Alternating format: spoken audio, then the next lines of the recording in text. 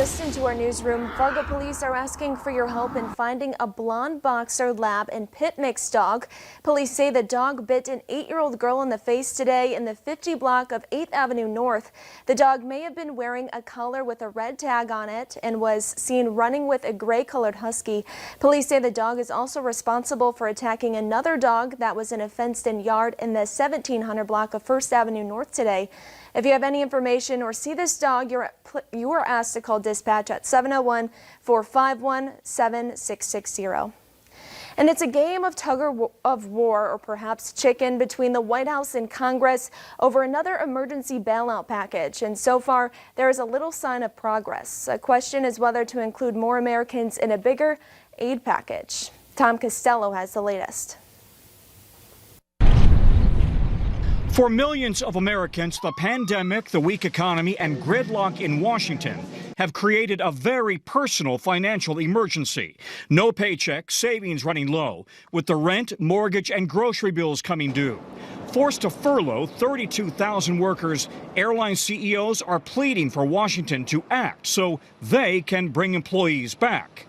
What happens once airline employees, particularly pilots, are furloughed or out of work for any significant period of time, less than a month, they're no longer current in their training, and we have pilots in the wrong seats when it comes time to when the economy does rebound. After first walking away from negotiations, President Trump now says he supports a targeted aid package for the airlines. But House Democrats want a much bigger aid package for families and small businesses, too. But they have walked away from the whole package, and that includes 17 million children in the country food insecure, millions of their families on the verge of eviction. Nationwide, there are 10.7 million fewer people employed today than in February. Last week, 840,000 filed for unemployment for the first time. No stimulus deal means no checks for laid-off Americans to make ends meet. No money to help local governments or schools. No money for small businesses. In Boston, restaurant owner Ace Gershfield says he's already been forced to close. We're not some big corporation that has endless funds. We're losing our jobs. We're losing everything that we've put into something that has been built over years. For furloughed airline pilot Tammy Okada, whose son was born prematurely in April, the stakes could not be higher.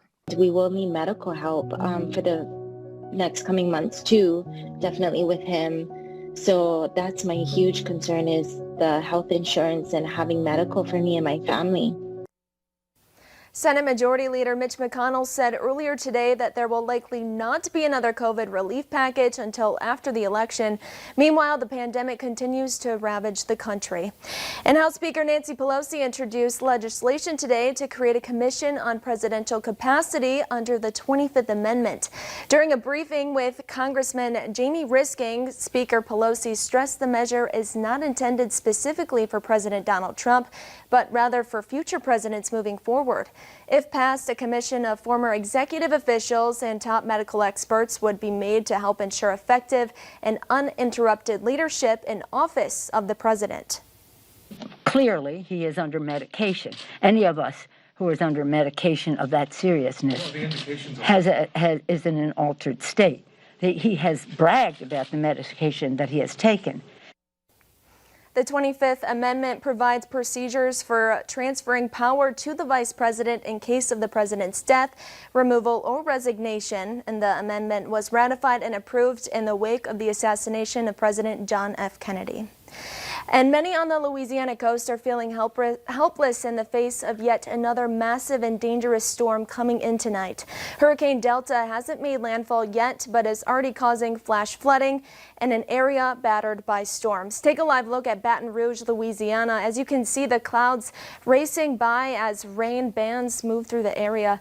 Delta will be the 10th named storm to make landfall this year, the most the U.S. has had in a single season. Nearly 10,000 people have packed into Louisiana shelters as the area is still recovering from Hurricane Laura 6 weeks ago. And if you're annoyed with all the election texts being sent to your phone, you're not alone. We'll tell you how they got your number and how you can opt out next on Valley News Live at 4.